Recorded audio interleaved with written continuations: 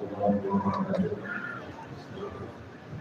Diberitahukan kepada seluruh jemaah sholat maghrib dan insyaallah dilanjutkan dengan sholat isya secara berjamaah di Masjid Hidayah. Bahwasanya kajian malam hari ini insyaallah akan berlanjut sampai pukul 19.30. Jadi nanti sholat isya dilanjutkan dengan azan, kemudian dilanjutkan lagi dengan kajian tadi, karena waktu sholat isya pukul 19.03 di waktu setelah azan isya nanti dilanjutkan dengan kajian dan ditutup dengan pertanyaan jawab bagi ikhwan yang mau mengajukan pertanyaan kepada Ustaz. Yang pukul 19.30 kita melaksanakan sholat isya secara berjamaah. Demikian pemberitahuan kami. Assalamualaikum warahmatullahi wabarakatuh.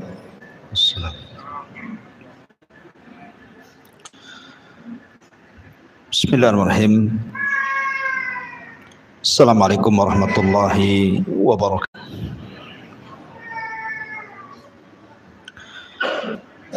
Alhamdulillah wassalatu wassalamu ala Rasulillah wa ala alihi wa sahbihi wa mawalah wa la hawla wa la quwata illa billahi wa ba'du. Alhamdulillah, di malam hari ini kali kita bisa duduk untuk bertalabul ilmi. Salawat dan salam kita hadiahkan kepada Rasul kita Nabi besar Muhammad sallallahu alaihi wasallam. Kita lanjutkan kajian kita, masih membahas kitab Syarhus Sunnah li Imami Ahli Sunnati wal Jamaah Al-Imam Al-Barbahari rahimahullahu taala. Qala al-muallif rahimahullahu taala: wa'lam annal ahwa'a kullaha radiyatun tad'u ila as-sayfi wa ardauha wa akfaruha ar-rafidhatu wal mu'tazilatu wal jahmiyatu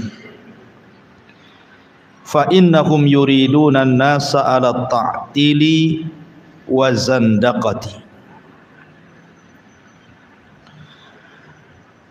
Ketahuilah, kata muallif rahimahullahu ta'ala, bahwa seluruh hawa nafsu seluruhnya tercela, mengajak kepada pertumpahan darah, dan yang paling buruk dan yang paling kufur adalah kelompok Rafidhah, kemudian Mu'tazilah dan juga Jahmiyah, karena sesungguhnya mereka menghendaki manusia untuk menghapus nama dan sifat bagi Allah dan juga mendorong kepada perbuatan zindik.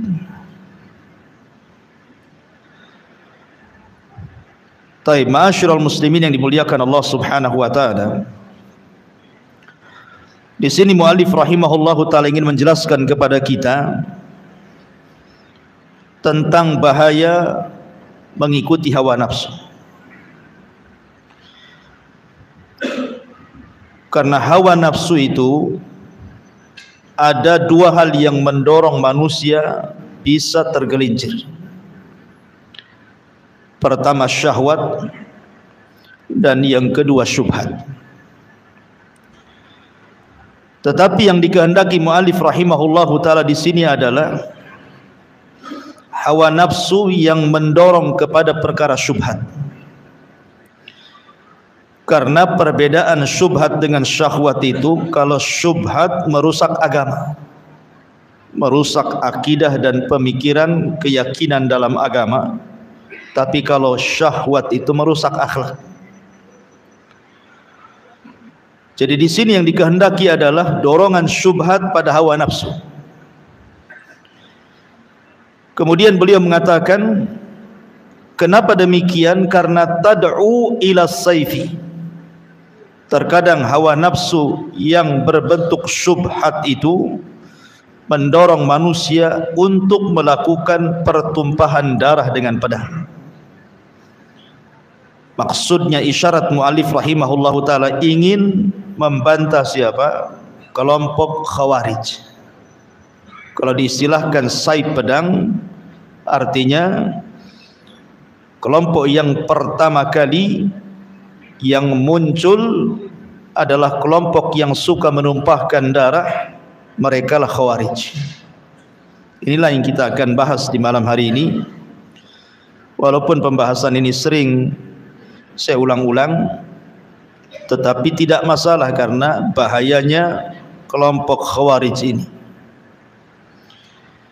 Kenapa kita katakan bahaya? Karena tidak berhenti di masa keluarnya saja. Walaupun mereka sudah diperangi dari zaman para sahabat Rasul, tetapi akar akidahnya sampai tertancap pada anak-anak muda hari ini, bahkan sampai kiamat. Karena terakhir orang-orang Khawarij itu akan menjadi para pengikut Dajjal. Artinya Khawarij itu tidak bisa dimusnahkan. Setiap dimusnahkan ada lagi generasinya, setiap dimusnahkan ada lagi generasinya, dan yang terakhir menjadi para pengikut Dajjal. Ma'asyiral muslimin, saya akan sebutkan beberapa hadis tentang Khawarij, kemudian sejarah-sejarah yang berkaitan dengan Khawarij, termasuk sifat-sifatnya.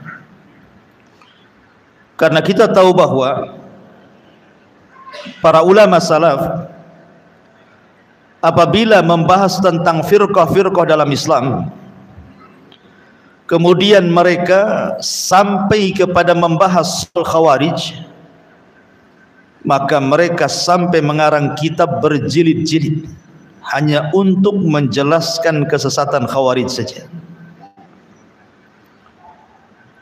Dan berbeda ketika para ulama melewati firqah-firqah yang lainnya. Kenapa semangatnya para ulama apabila membantah Khawarij itu sampai mengarang berjilid-jilid kitab? Karena firqah ini adalah firqah satu-satunya yang muncul sejak zaman Nabi masih hidup. Jadi Nabi masih hidup, kelompok ini sudah ada. Berbeda dengan kelompok-kelompok sempalan Islam yang lainnya, itu muncul setelah Nabi meninggal. Tapi satu-satunya kelompok yang muncul di masa Rasulullah adalah kelompok Khawarij. Lebih daripada itu, tidak ada satupun kelompok sempalan yang sesat dalam Islam yang diriwayatkan begitu banyak kabarnya melebihi Khawarij. Hadis-hadis tentang Khawarij itu mencapai hampir 20 lebih hadis, dan semuanya sahih, menceritakan tentang sifat-sifatnya. Berbeda dengan firqah-firqah yang lain, tidak disyaratkan, kecuali mungkin Qadariyah lah. Rasul pernah mengatakan bahwa Qadariyah itu majusinya umat ini.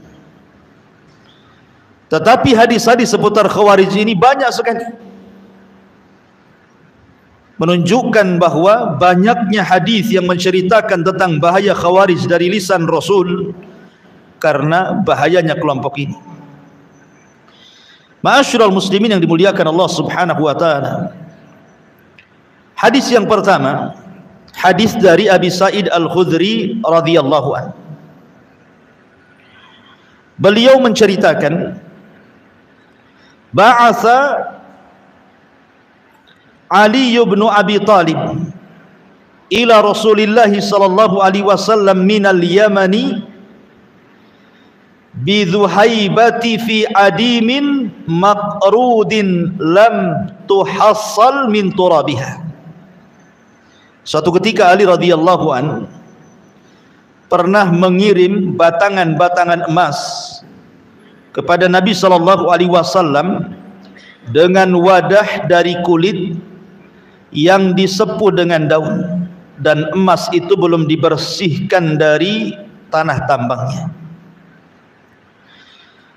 Kemudian dikatakan faqasamaha baina arba'ati nafar, maka beliau sallallahu alaihi wasallam membagi ke 4 orang saja.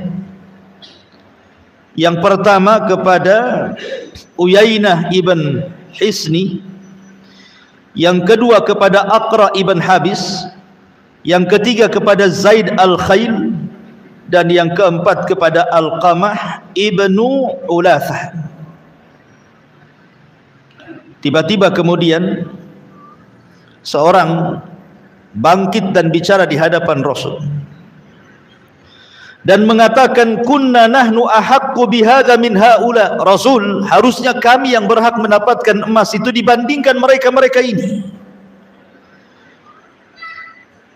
Kemudian Nabi SAW membantah mereka dengan mengatakan, ala ta'manuni wa ana aminun man fis sama, ya'tini khabarus sama sabahan wa masa'an.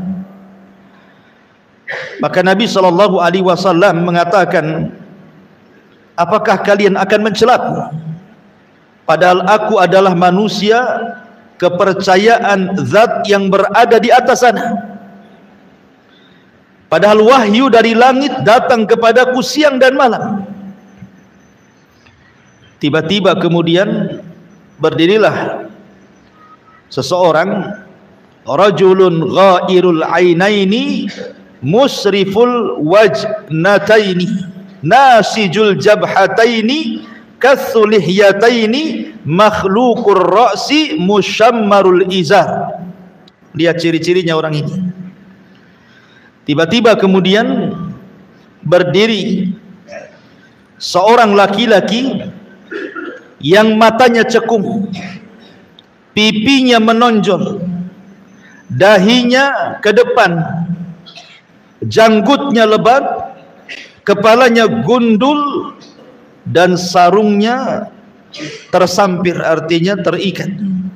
Kemudian dia mengatakan, ya Rasulullah, ittaqillah. Rasul, bertakwalah kau kepada Allah. Orang ini menasihati Rasul gara-gara Rasul membagikan harta-harta itu kepada 4 orang ini dan mengatakan, Rasul, bertakwa kau kepada Allah.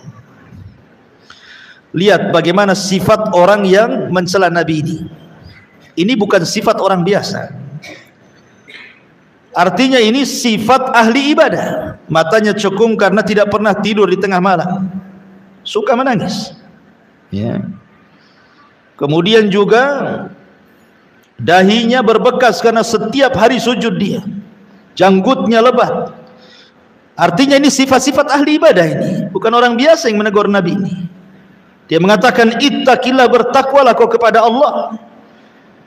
Kemudian dikatakan, wailaka awalastu ahaqqu ahlil ardi an yattaqillah. Kata Nabi SAW, celaka engkau, bukankah aku penduduk bumi yang paling bertakwa kepada Allah subhanahu wa ta'ala. Dalam riwayat bahwa yang menegur Nabi SAW itu adalah seorang laki-laki yang namanya Dzul Khuwaisirah. Siapa namanya? Dzul Khuwaisirah. Dzul Khuwaisirah ini ada 2, ya. Ada Dzul Khuwaisirah al-Yamani, orang Yaman.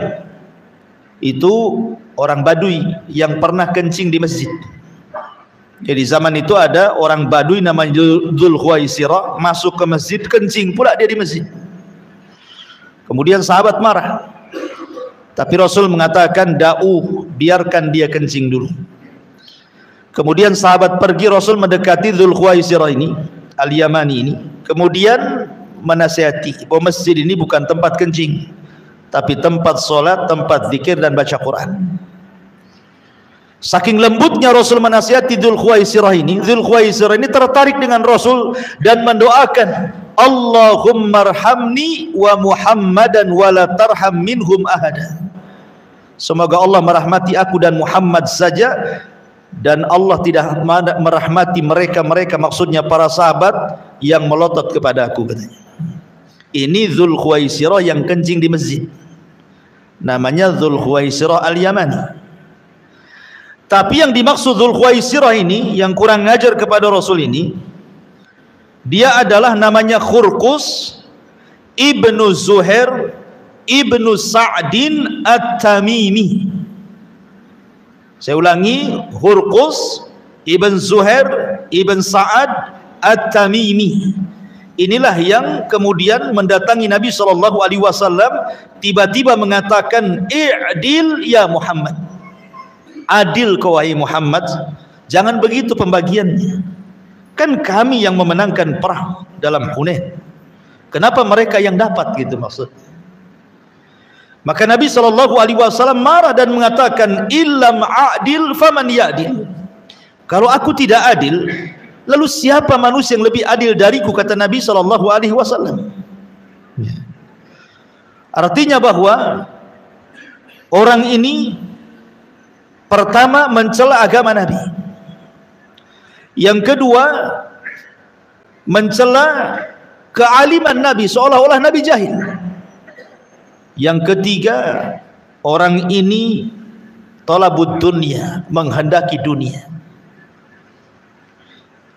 Nanti tiga ciri ini akan menjadi ciri Khawarij. Karena ketika itu orang ini pergi, Nabi SAW mengatakan, min di'di hadar rajul, kata Rasul, dari punggung orang ini akan muncul orang-orang yang semisal dia. Akan muncul orang yang semisal dia, qaumun yatsluna kitab Allah, sebuah kaum yang mereka membaca Al-Quran ratban la yujawizu hanajirahum, tetapi bacaan Qur'annya tidak sampai di tenggorokan mereka. Yamrukuna minad din, mereka melesat dari agama. Kama yamrukus sahmu minar ramiyah, seperti anak panah melesat dari busurnya. La in adraktuhum la aqtulannahum qatla Samud, kalau aku mendapati mereka, ku perangi mereka seperti Allah mengadab kaum Samud. Ya. Lihat di sini menunjukkan bahwa cikal bakalnya orang-orang Khawarij itu sudah ada di zaman Nabi. Dari siapa?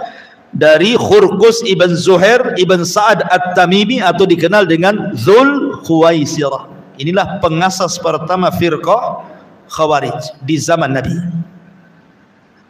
Ma'asyiral muslimin yang dimuliakan Allah Subhanahu wa taala, sedikit saya jelaskan. Orang-orang musyrik Arab, orang-orang musyrik Quraisy di zaman periode Mekah, kita tahu bahwa permusuhan mereka kepada Nabi SAW luar biasa. Mereka membuat makar hampir setiap hari kepada Rasul dan para sahabat. Dan itu dijelaskan dalam Al-Quran, wa idh yamkuru bika alladhina kafaru liyuthbituka aw yaqtuluka aw yukhrijuk. Ketika orang-orang kafir membuat makar kepadamu wahai Muhammad untuk menangkap dan memenjarakan kamu, untuk mengusirmu, untuk membunuhmu. Jadi setiap hari mereka mengintai Rasul dan para sahabat untuk menyakiti mereka. Sampai kemudian puncaknya terbunuhnya keluarga Ammar ibn Yasir di tangan Abu Jahal, disiksanya Bilal, disiksanya Khabbab, sampai akhirnya mereka terpaksa harus hijrah ke Habasyah. Dan banyak para sahabat yang disiksa habis-habisan, bahkan meregang nyawa. Bahkan Nabi pun tidak lepas daripada makar mereka. Ketika kemudian Nabi SAW hijrah ke kota Madinah, kemudian Islam kuat, akhirnya kemudian Rasul mampu membawa pasukan besar dari Madinah ke Mekah. Terjadilah sebuah kemenangan besar yang kemudian Allah gambarkan dalam Al-Quran, idza jaa nasrullahi wal fath, apabila datang kemenangan dan pembebasan kota Mekah. Mekah dikuasai Nabi. Kemudian ketika orang-orang yang pernah memusuhi Rasul itu sudah tidak bisa apa-apa, tidak berdaya, mereka berada dalam haram, kemudian dikepung, Nabi SAW sempat melihat wajah-wajah orang-orang yang dulu pernah menyakitinya, memeranginya, menyakiti para sahabatnya. Nampak wajah-wajah itu. Tapi subhanallah, Nabi adalah Nabi Rahmah, Nabi yang penuh dengan kasih sayang. Tiba-tiba Nabi SAW mengatakan, idhabu fa antumut tulaqa. Pergi kalian, kalian sudah kumaafkan.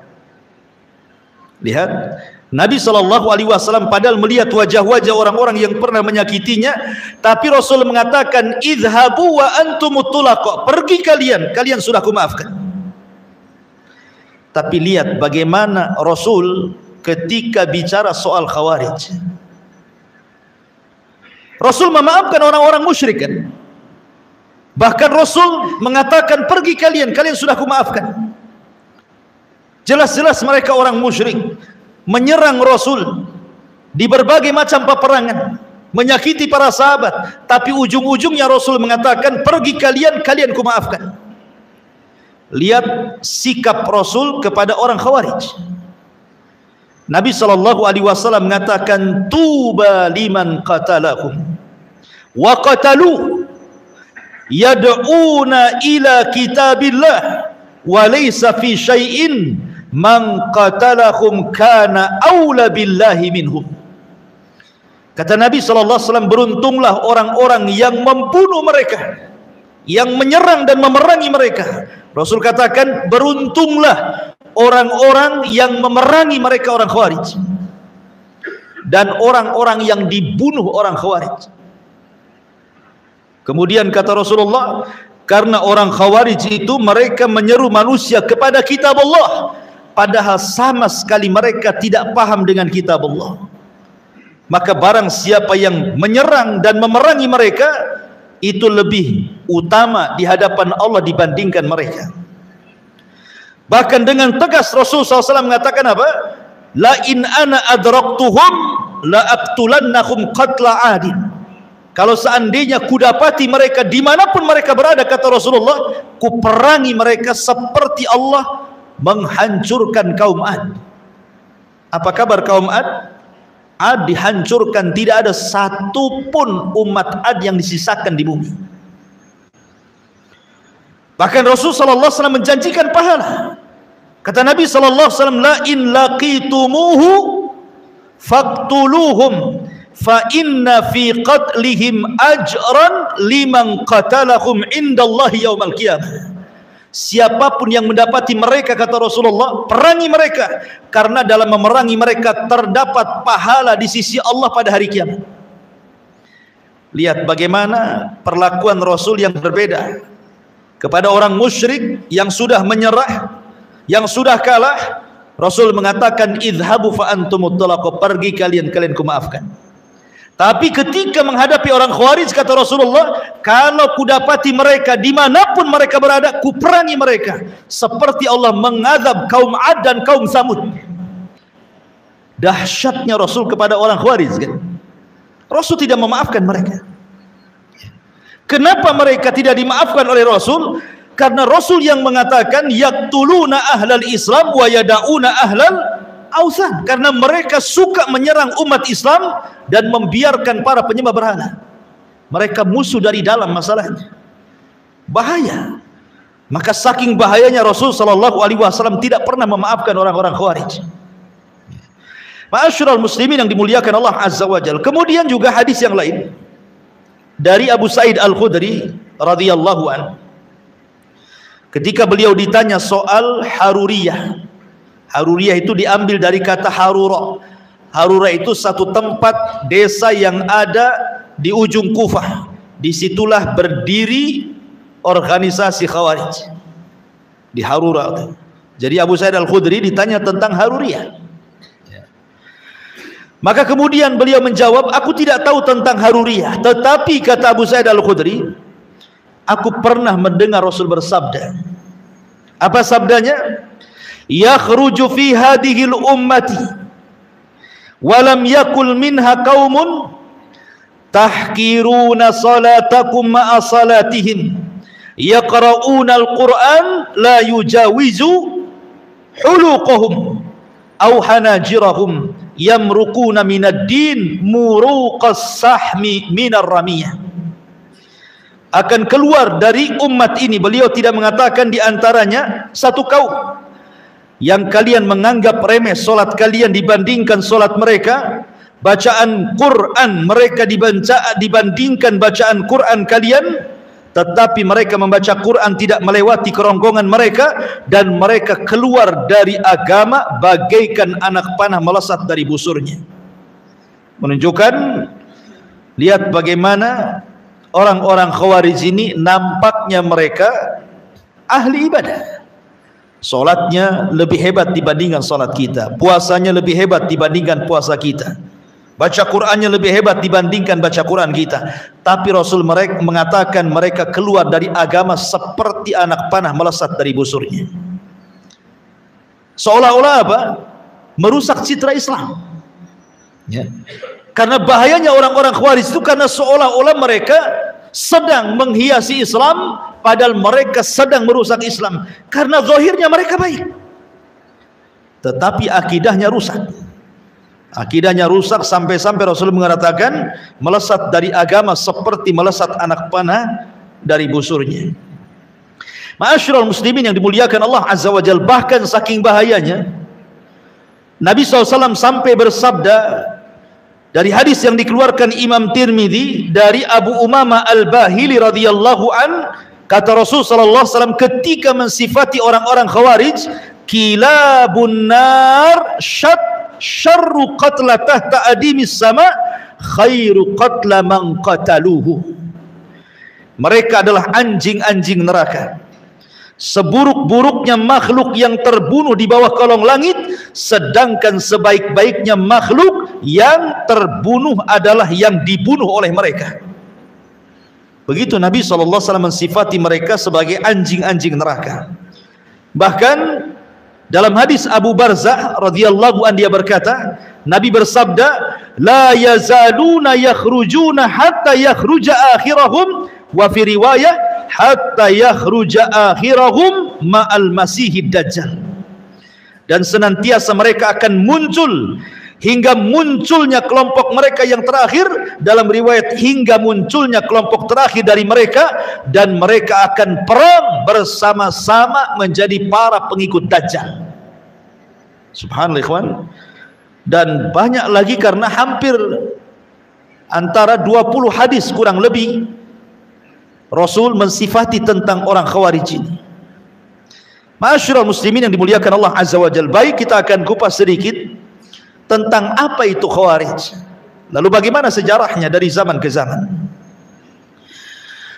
Ma'asyiral muslimin yang dimuliakan Allah Azza wa Jalla, definisi Khawarij itu, saya akan mengambil definisi yang paling mencakup dari seluruh definisi yang banyak didefinisikan para ulama. Khawarij adalah kullu man kharaja ala jama'atil muslimina. Khawarij adalah setiap orang yang melakukan pemberontakan kepada jamaah kaum muslimin. Maksudnya jamaah kaum muslimin di sini artinya kepada pemerintah yang sah. Orang yang melakukan pemberontakan, hendak menumbangkan pemerintah, kemudian wa kafarahum, dan juga mengkafirkan mereka, summa bana ala takfirihim istihlal dimaihim, kemudian dibangun di atas manhaj takfir mereka, mengkafir-kafirkan di luar kelompoknya sampai kepada menghalalkan darah kaum muslimin. Dari definisi ini berarti ada 3 poin ciri Khawarij yang sangat melekat kepada mereka. Hati-hati kalau ada orang yang punya 1 ataupun 3-tiganya dari pemahaman ini, orang ini terpapar Khawarij. Pertama, niat memberontak, menjatuhkan penguasa. Yang kedua, alasan memberontak kepada penguasa karena manhaj mereka manhaj takfir, karena mengkafirkan penguasa. Penguasa dianggap togut, ya. Penguasa dianggap togut, kafir mereka. Kemudian berakhir dengan istihlalud dam, menghalalkan darah. melakukan bom bunuh diri, melakukan peledakan, pembunuhan, dan begitu seterusnya. Kalau sudah ada niat memberontak didasari dengan manhaj takfir karena mengkafirkan, pasti diakhiri dengan pengeboman, dengan pembunuhan. Itulah 3 ciri Khawarij. Ma'asyiral muslimin yang dimuliakan Allah Subhanahu wa taala. Tadi saya sudah singgung bahwa kelompok ini ideologinya sudah ada sejak zaman Nabi sallallahu alaihi wasallam. Ketika Dzulkhuwaisirah kemudian tidak terima dengan pembagian ghanimah, harta rampasan perang Hunain, dan mengatakan, adil engkau wahai Muhammad, dalam riwayat bertakwalah engkau wahai Muhammad, maka Rasulullah SAW mengatakan, illam adil faman ya'dil, kalau aku tidak adil, siapa lagi yang lebih adil dari aku? Maka dari sini ada 3 ciri yang melekat juga daripada Khawarij itu. Pertama, mencela agama orang, karena orang ini mencela agama Nabi. Orang-orang Khawarij itu suka mencela agama di luar kelompoknya, seolah-olah mereka lah yang ahli jannah, yang lain ahli nar. Seolah-olah mereka itulah yang masuk surga, yang lain itu masuk neraka, karena mereka suka mencela agama orang. Ini dari perkataan Dzulkhuwaisirah kepada Rasul. Kemudian yang kedua, mencela ulama. Mencela ulama, orang yang paling alim Rasul, orang yang paling paham itu Nabi, dicela Nabi. Maka mereka akan suka mencela para ulama, karena di tengah-tengah orang-orang Khawarij tidak ada ulama. Tidak ada ulama. Makanya ketika Abdullah ibn Mas'ud radhiyallahu an diberitahu oleh Abu Musa al-Ash'ari radhiyallahu an bahwa di Masjid Quba itu ada orang yang berhalaqah zikir yang tidak pernah diajarkan di zaman Nabi, di mana mereka bawa batu, kemudian bertasbih sekian kali, 100 kali, kemudian dioper batunya ke sebelahnya. Nanti dia ngitung dengan batu itu tasbih sekian kali, kemudian dioper ke sebelahnya sampai berkeliling. Ini tidak pernah diajarkan di zaman Nabi. Makanya Abdullah ibn Mas'ud mengatakan, daripada kalian hitung zikir kalian dengan batu-batu yang tidak pernah diajarkan Nabi itu, hitunglah dengan batu itu kesalahan kalian, ku jamin kebaikan kalian tidak akan hilang. Apakah kalian lebih berpetunjuk ataukah sedang membuka pintu kesesatan, kata Abdullah bin Mas'ud. Kata perawi hadis yang menceritakan tentang kisah Abdullah ibn Mas'ud dengan Abu Musa al-Ash'ari ini, sungguh aku lihat orang-orang yang berhalaqah yang tidak pernah diajarkan di zaman Rasul, tidak ada satupun sahabat yang duduk di situ. Dan sungguh aku melihat ketika terjadi perang Nahrawan antara orang-orang Khawarij melawan kubu Ali radhiyallahu an, rupanya yang halaqah zikir itu bergabung di tentara Khawarij. Ya, kata Imam Al-Barbahari rahimahullahu taala, lihat, terkadang bid'ah itu awalnya kecil kemudian menjadi besar. Awalnya hanya zikir, jadi perang, menumpahkan darah. Ya. Menunjukkan ketika rawi riwayat ini mengatakan, aku tidak melihat ada satupun sahabat yang ada pada mereka, karena memang mereka tidak ada ulama, dan mereka justru mencela ulama. Mereka mencela ulama.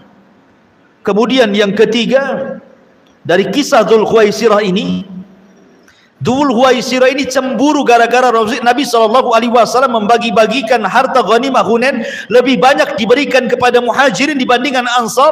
Kemudian dia mengatakan, idil ya Muhammad, adil engkau ya Muhammad, menunjukkan tujuan Dzulkhuwaisirah itu adalah talabud dunya, hanya mencari dunia. Dan ciri-ciri Khawarij itu mencari dunia. Kok bisa? Mereka rela mati loh Ustaz.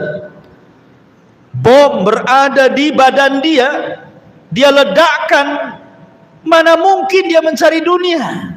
Kalau ada orang ngomong gitu ya, gimana bantahannya? Kita katakan, ada seorang alim di zaman tabi'in, bahkan boleh dikata sayyidut tabi'in, pemimpinnya para tabi'in, namanya Hasan al-Basri rahimahullahu ta'ala.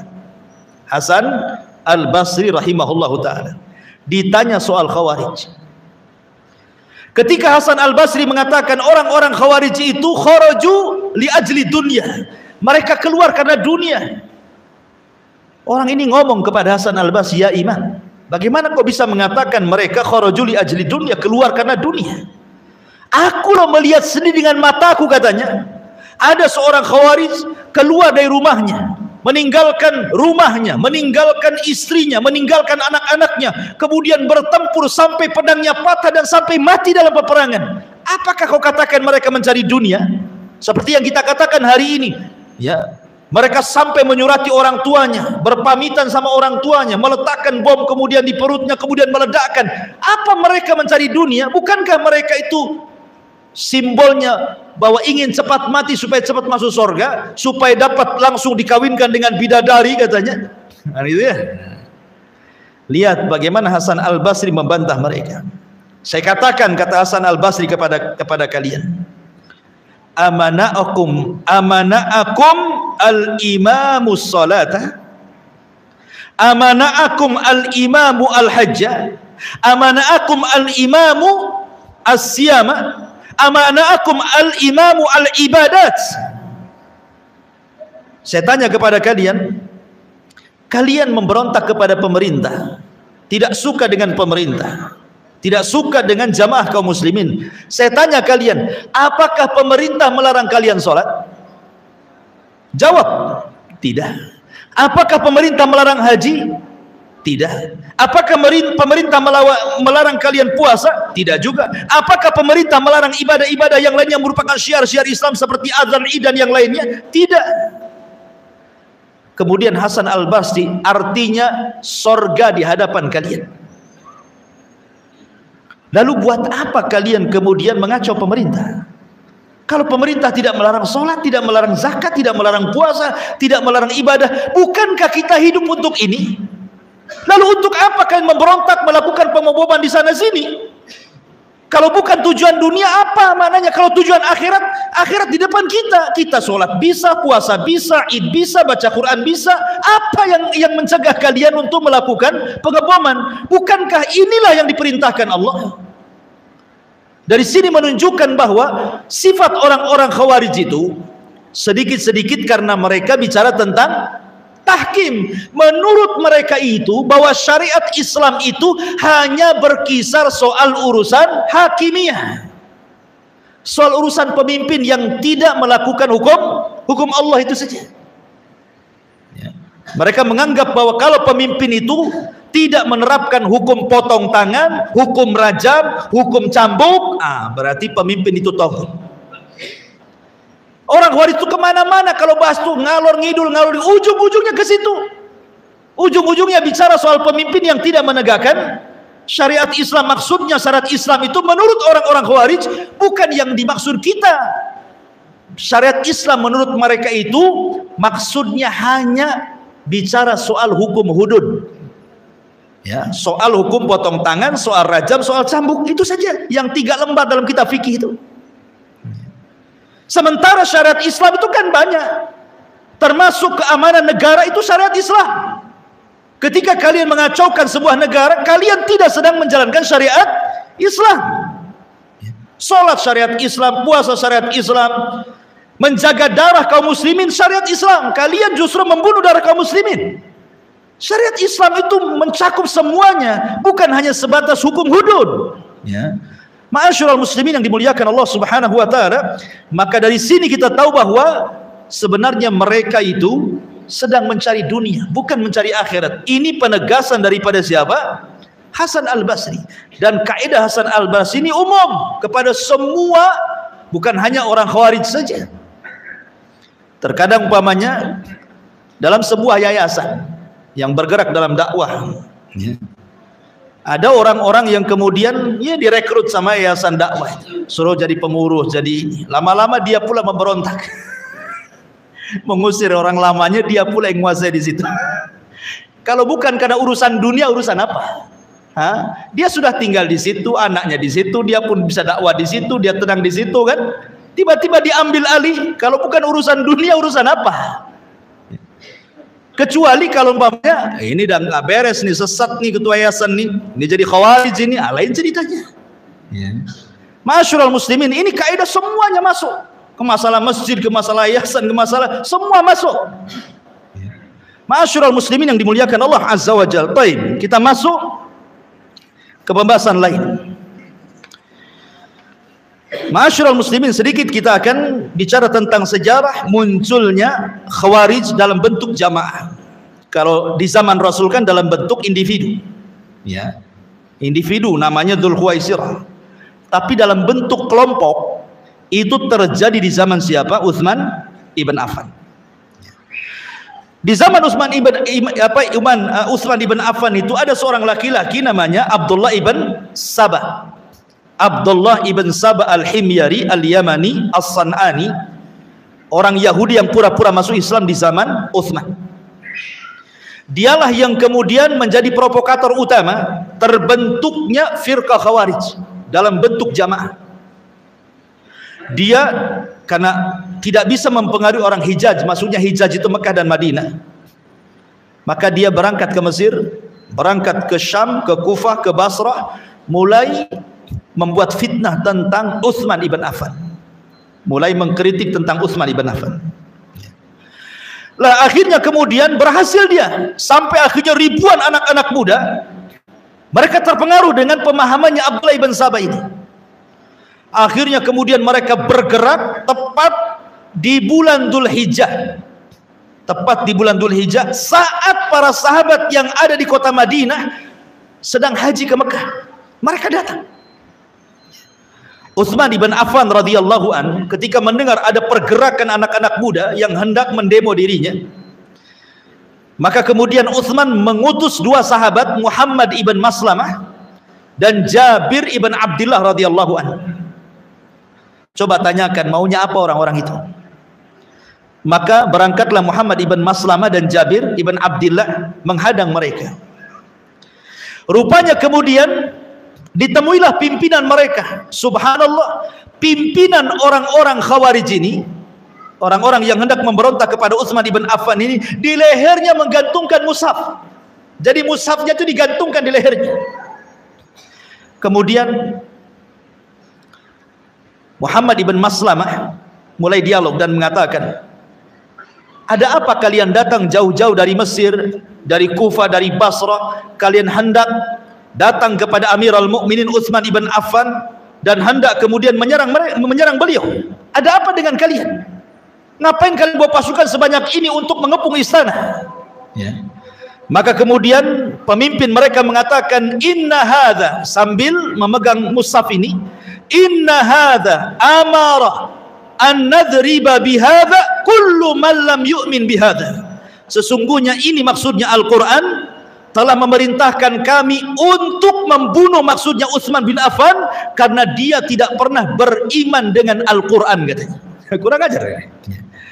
Maka Muhammad ibn Maslamah mengatakan, demi Allah, saya dan Utsman, maksudnya Utsman bin Affan radhiyallahu an, pernah berperang karena membela yang kalian gantung di leher Al-Quran di zaman Nabi Sallallahu Alaihi Wasallam.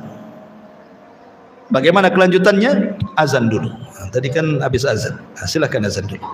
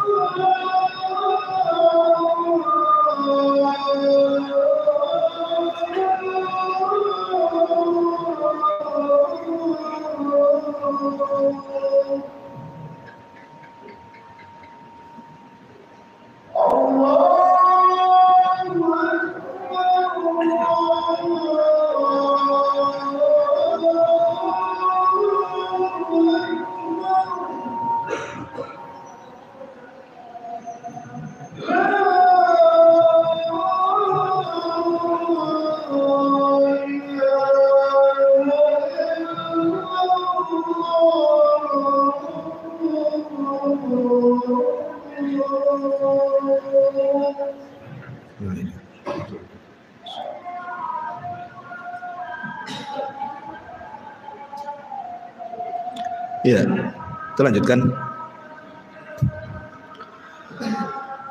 Jadi setelah kemudian Utsman bin Affan radhiyallahu an mengutus Muhammad bin Maslamah dan Jabir bin Abdullah dan sudah mengetahui maksud kedatangan rombongan anak-anak muda yang jumlahnya cukup banyak, ribuan.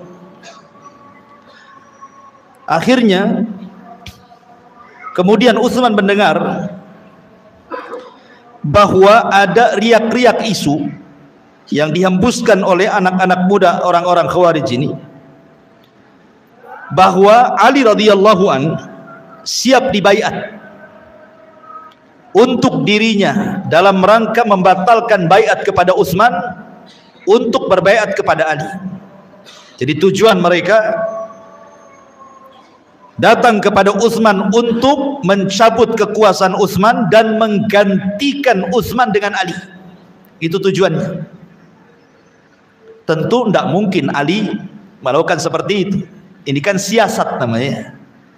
Karena menumbangkan satu pemimpin harus ada penggantinya. Kan harus ditonjolkan penggantinya, kan siapa?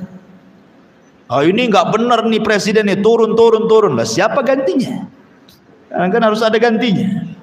Jadi mereka itu hanya membuat isu saja bahwa Ali siap dibaiat, padahal mereka hendak tidak membaiat Ali, karena buktinya nanti ketika Ali jadi khilafah pun mereka berontak juga, kan gitu ya. Di zaman Ali pun mereka berontak. Jadi akhirnya Utsman ibn Affan radhiyallahu an memanggil Ali radhiyallahu an, dipanggil sama Utsman Ali itu.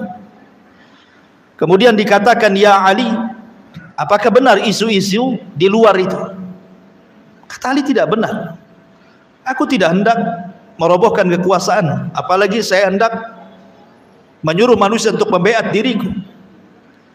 Kalau begitu, kata Utsman, temui orang-orang itu, katakan bahwa itu tidak benar. Akhirnya Ali keluar. Kemudian Ali radhiyallahu an keluar, kemudian mulai berdialog dengan orang-orang Khawarij. Kata Ali radhiyallahu an, apa maksud kalian datang jauh-jauh dari Mesir, dari Kufah, dari Basra, hendak demonstrasi kepada Utsman ibn Affan? Tahukah kalian siapa Utsman? Utsman itu menantu Nabi. 2 putri Nabi dinikahi dia. Akhirnya kemudian mereka mengatakan di hadapan Ali radhiyallahu an, karena ada 5 perkara yang ingin kami tanyakan kepada Utsman. Kata Ali radhiyallahu an, sebelum kalian tanyakan kepada Utsman, sebutkan 5 perkara itu kepadaku. Kemudian mereka mengatakan, yang pertama, saya mendengar bahwa Utsman itu atammas salata fi Makkah. Dia menyempurnakan solat di Mekah yang harusnya dikosor. Kan Utsman tinggal di Madinah. Kalau ke Mekah itu safar. Harusnya dia mengkosor, bukan menyempurnakan. Ini satu. Kata Ali, yang kedua apa? Yang kedua, hamal himah. Saya dengar Utsman itu punya peternakan unta yang tidak boleh siapapun mendekatinya. Untuk apa itu peternakan unta itu? Untuk memperkaya dia. Kemudian kata Ali, baik, yang ketiga. Yang ketiga, kharaqal mushaf. Lebih parah lagi, saya dengar Utsman membakar mushaf. Mushaf dibakar dia. Bagaimana mungkin dia membakar mushaf? Taib, kata Ali, yang keempat. Yang keempat, walla qarabatahu. Dia menjadikan para pemimpin-pemimpin di daerah itu keluarga dia saja. Apa bahasanya? Nepotisme. Kemudian kata Ali, yang kelima apa? Kemudian mereka mengatakan yang kelima, Utsman ini melantik para pemimpin-pemimpin di daerah min sighari sahaba wa taraka kibarahum. Hanya melantik orang-orang sahabat-sahabat senior, sahabat-sahabat junior, dan meninggalkan sahabat-sahabat senior. Kan yang senior banyak, sahabat-sahabat kibar, kenapa dia melantik yang muda-muda? Baik, kata Ali radhiyallahu anhu. Kemudian Ali radhiyallahu anhu mulai membantah satu persatu. Kata Ali radhiyallahu anhu, tahukah kalian kenapa Utsman tidak mengqasar salat di Mekah ketika haji? Fa inna Utsman qad ta'ahal ay tazawwaj. Dia kan punya istri di Mekah. Ya. Seperti antum nih, satu istri di Batam, satu istri di Padang. Kalau antum pulang ke Padang, antum mukim di sana. Karena tinggal di sana istrinya kan, kecuali kalau dua-duanya tinggal di sini kan gitu. Ya, kalau di dua tempat berarti dua-duanya mukim. Lah Utsman itu menikah di situ. Kemudian yang kedua, adapun Utsman punya peternakan unta, itu bukan peternakan unta dia. Itu peternakan untanya kaum muslimin. Utsman hanya menggemukkan saja, itu milik Baitul Mal. Tidak benar yang kalian ceritakan. Adapun yang ketiga, Utsman membakar mushaf, kan di zaman Utsman itu sudah saya jelaskan. Ketika Hudzaifah ibn Yaman datang kepada Utsman dan mengatakan, "Ya Utsman, terjadi perselisihan para sahabat soal qiraah." Kata Utsman, kalau gitu kumpulkan semua qiraah-qiraah itu. Akhirnya dikumpulkan catatan-catatan qiraah, maka Utsman membakar qiraah yang syadzah yang diperselisihkan dan menetapkan qiraah yang akhir dibaca Nabi. Jadilah mushaf Utsmani. Jadi kata Ali, Utsman itu membakar qiraah-qiraah yang syadz, yang diperselisihkan. Ya. Bukan membakar mushaf. Kemudian adapun Utsman, dia meletakkan kemudian para pemimpin daerah dari kerabat-kerabatnya. Saya tanya kepada kalian, ada enggak pemimpin yang diletakkan Utsman dari kerabatnya dan dia orang zalim? Salahkah Utsman memilih pemimpin dari kerabatnya sementara mereka orang adil? Kan pemimpin yang penting adilnya, bukan masalah kekerabatan. Walaupun bukan kerabat, kalau zalim buat apa kan begitu? Apakah dia kemudian meletakkan pemimpin yang zalim? Kata Ali, kan tidak. Semua pemimpin yang diletakkan Utsman adalah orang-orang adil. Adapun Utsman kemudian dia mengatakan dia hanya memberikan pemimpin-pemimpin yang sigar, pemimpin-pemimpin yang sigar, yang junior, dan membiarkan, meninggalkan pemimpin-pemimpin yang kibar tidak diletakkan di pemimpin-pemimpin daerah. Maka kemudian kata Ali radhiyallahu anhu, Rasulullah pernah menjadikan Usamah ibn Zaid untuk menjadi pemimpin perang. Usianya 20 tahun. Di belakangnya Abu Bakar, Umar, Utsman dan yang lainnya. Kemudian juga Rasul pernah memerintahkan Attab ibn Usaid. Umurnya juga 20 tahun. Sementara di belakangnya para sahabat Nabi SAW. Jadi apa yang salah dengan Utsman? Kalau Utsman memang dia meninggalkan kibarus sahabah, kemudian meletakkan sigorus sahabah, Rasul pun pernah melakukannya. Kalau dia memang kemudian diambil dari kerabat-kerabatnya, apakah ada yang zalim dari kerabatnya? Tidak. Bahkan Rasul pun pernah mengkhususkan orang-orang Quraisy dari pemimpin dan tidak diberikan kepada selain Quraisy. Ya kan? Yang jadi pemimpin kan semua orang-orang Quraisy. Abu Bakar, Umar, Utsman, Ali. Tidak ada orang-orang Ansar kan? Semua orang-orang Muhajirin. Lalu apa salahnya? Mulailah kemudian kehabisan syubhat.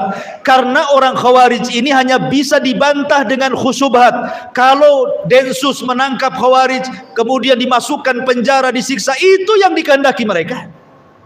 Memang mereka suka ditangkap, disiksa, kalau bisa dibunuh biar mati syahid, menurut keyakinan mereka. Itu sebuah kelezatan bagi mereka. Sehingga untuk memberantas mereka itu dengan cara apa? Menghilangkan syubhat. Ya. Utus orang alim berdialog dengan mereka. Nah, seperti itulah caranya sebagaimana Ali berdialog dengan mereka. Mereka kehabisan syubhat. Akhirnya salah seorang di antara mereka mendatangkan syubhat lagi yang baru dan mengatakan, "Ya Ali, Utsman pernah mencopot Hakam ibn Abil As," katanya. Hakam ibn Abil As ini diletakkan oleh Rasul di Taif. Tiba-tiba di masa Utsman, kenapa dicopot? Itu kan orang yang diletakkan Nabi.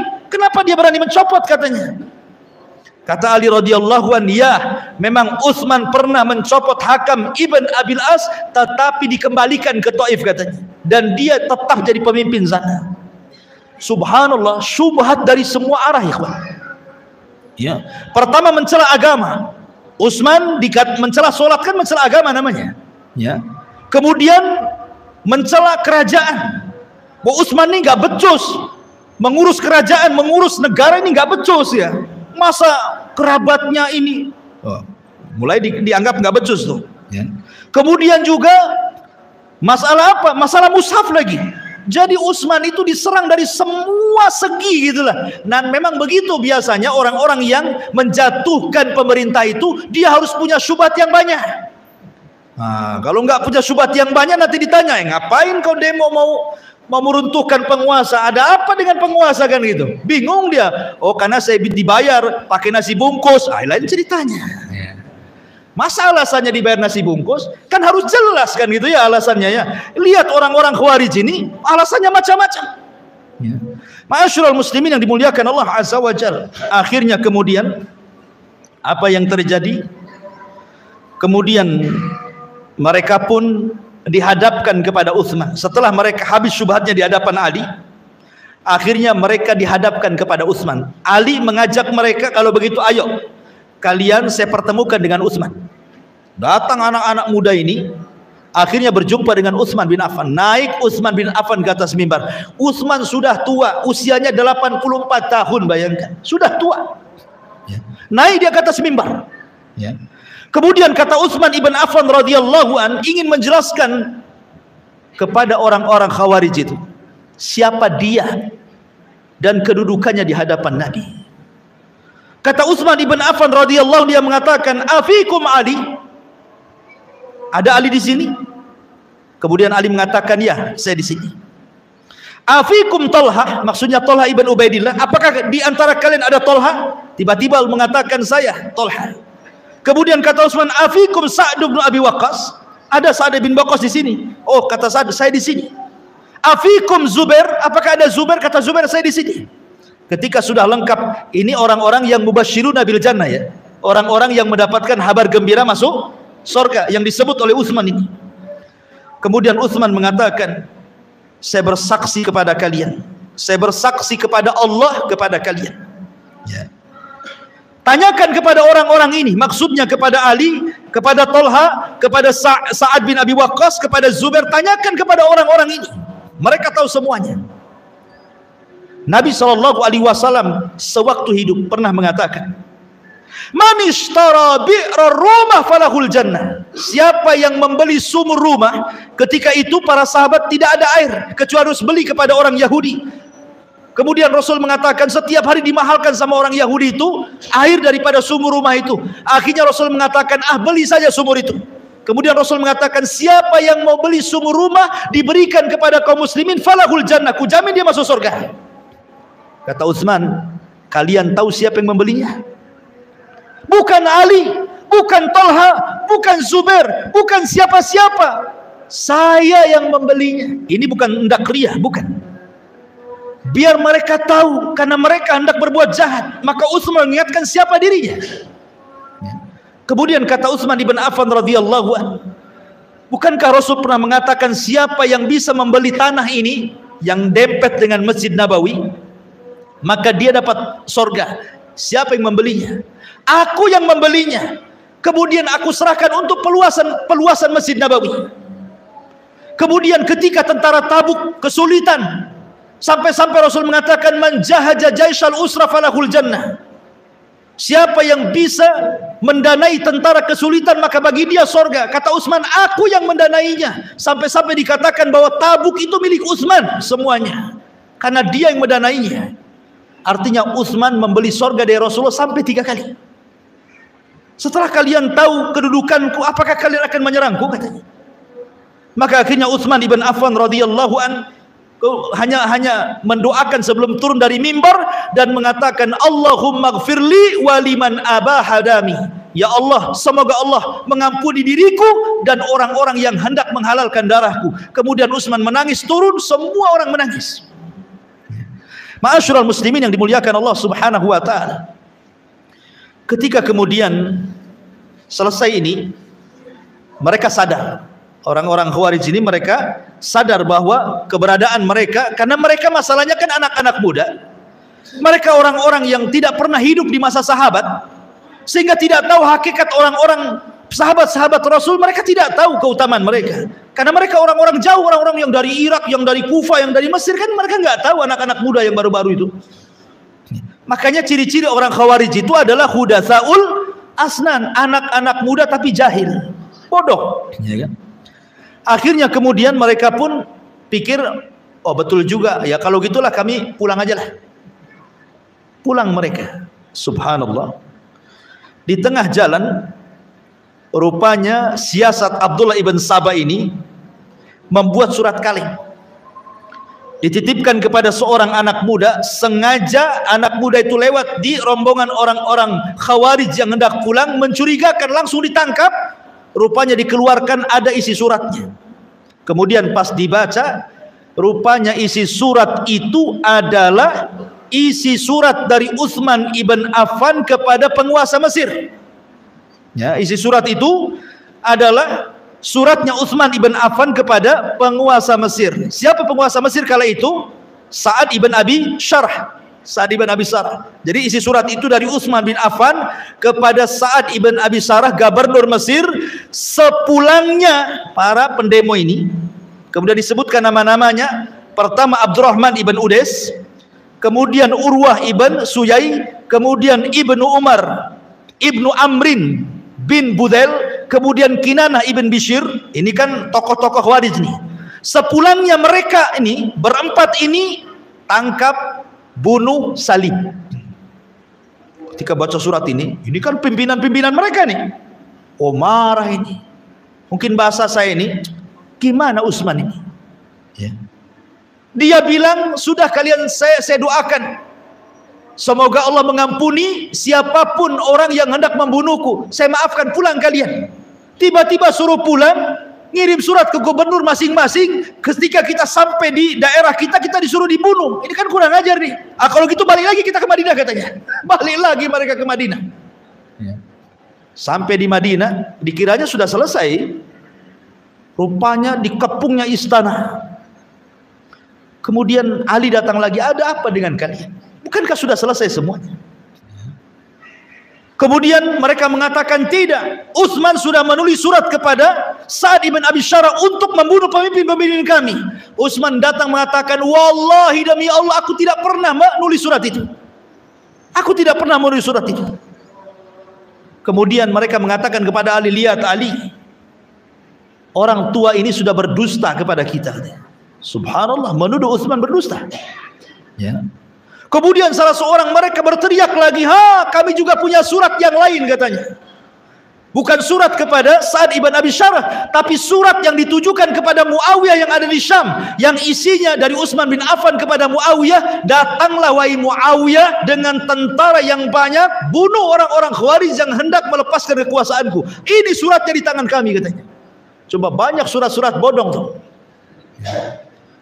Hati-hati nih, ini kan ada pelajaran juga. Ini kan surat-surat hoax bahasa kitanya.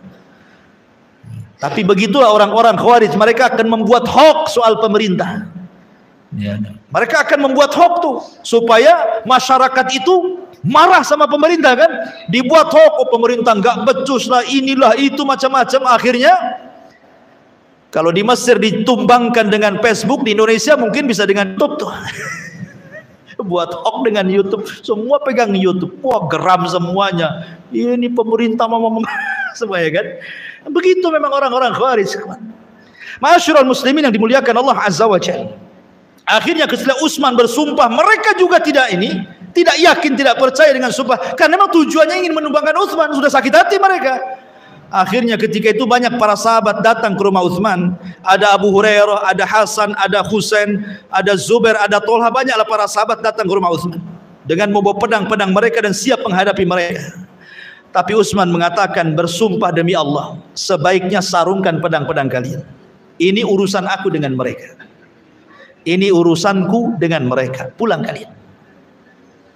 Saya tidak hendak menumpahkan darah siapapun ahlu Madinah di kota Madinah. Pulang.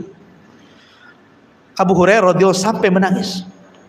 Akhirnya dia lempar pedangnya, menangis keluar dari rumah. Karena dia tidak bisa apa-apa. Utsman tidak mau dibela. Ya.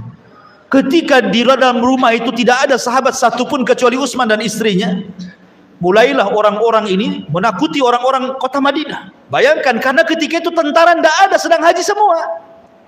Yang kedua, kekuatan tentara kaum muslim itu semua ada di Syam, ada di Gubernur Muawiyah sana, kan pusat kekuatan kaum muslimin kan di Syam. Ya, Madinah itu hanya ibu kota saja. Dan ketika itu kan di musim haji, orang sedang haji, di Madinah kosong, nggak ada orang. Sementara ini orang-orang Khawarij ribuan datang dari daerah-daerah gitu ya, sampai mengancam penduduk Madinah, sampai ketakutan. Siapa yang keluar dari rumahnya tidak aman, siapa yang tetap di rumahnya dia aman. Sampai semua ahli Madinah mengunci semua di rumah-rumah mereka. Rumah Utsman dikepung oleh orang-orang Khawarij. Akhirnya dibakar pintunya, masuklah orang Khawarij ke rumah Utsman ibn Affan radhiyallahu anhu. Ma'asyiral muslimin muliakan Allah Azza wa Jalla, malam hari sebelum besoknya Utsman terbunuh, Utsman ibn Affan radhiyallahu an sempat bermimpi dalam mimpinya dia sedang berpuasa. Kemudian dia berjumpa dengan Rasul, Abu Bakar dan Umar dalam mimpinya. Kata Nabi SAW, ya Utsman, a'atosh, apakah engkau haus wahai Utsman? Kata Utsman, iya wahai Rasul. Atakhaf ya Utsman, apakah engkau takut wahai Utsman? Kata Utsman, iya wahai Rasulullah. Kalau begitu engkau besok berbuka denganku di sini. Kemudian Utsman terperanjat. Dia mimpi seperti itu, bahwa dia besok akan berbuka bersama Nabi. Maka dia pun terbangun. Rupanya orang-orang Khawarij sudah berhasil masuk ke dalam rumah. Ketika orang-orang Khawarij sudah masuk ke dalam rumah itu, rupanya ma'asyiral muslimin yang dimuliakan Allah Azza wa Jalla, ada seseorang yang tiba-tiba langsung memukul Utsman ibn Affan radhiyallahu an dengan gagang besinya, Kinanah ibn Bishr. Ketika itu Utsman mengatakan, la haula wala quwata illa billah, wallahi inni tawakkaltu ala Allah. Utsman ibn Affan radhiyallahu mengatakan, kalian itu sebenarnya hendak apa kemari? Mau kalian itu apa?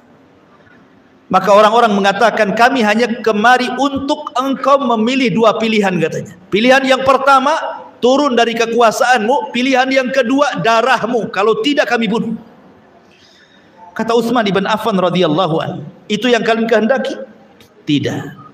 Nabi SAW pernah mengatakan kepadaku, ya Utsman, la'allallaha yuqammisuka, semoga Allah suatu ketika memasangkan qamis, maksudnya pakaian kepadamu.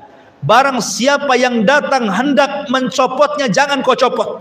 Artinya kinayah daripada bahwa engkau akan menjadi penguasa. Kalau ada orang yang datang hendak merobohkan kamu, jangan kau mau, gitu maksudnya. Rasul pernah bersabda kepadaku, kalau ada orang yang hendak mencopot dari kekuasaanku, kata Rasul, jangan mau, aku tidak akan lepaskan kekuasaanku, kata Utsman. Kemudian mereka mengatakan, oh kalau gitu kami bunuh engkau, katanya.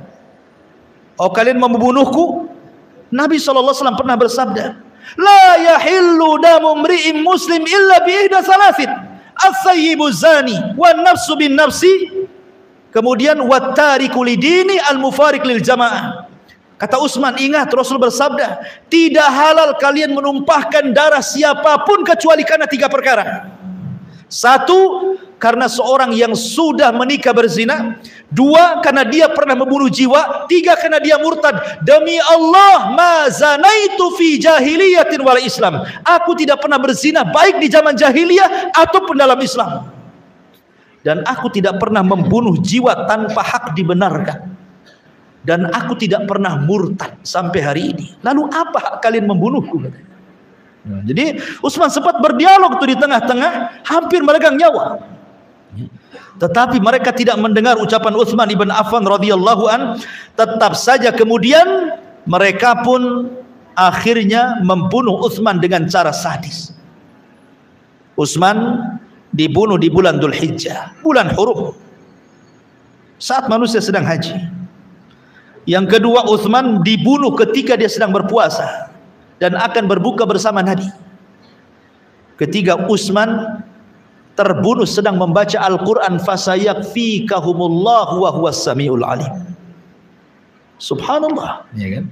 Utsman mati syahid. Ya. Ma'asyiral muslimin, ketika kemudian kematian Utsman ini tersebar ke banyak para sahabat, ada seorang sahabat ma'asyiral muslimin yang namanya Sa'ad ibn Abi Waqqas. Sa'ad bin Abi Waqqas.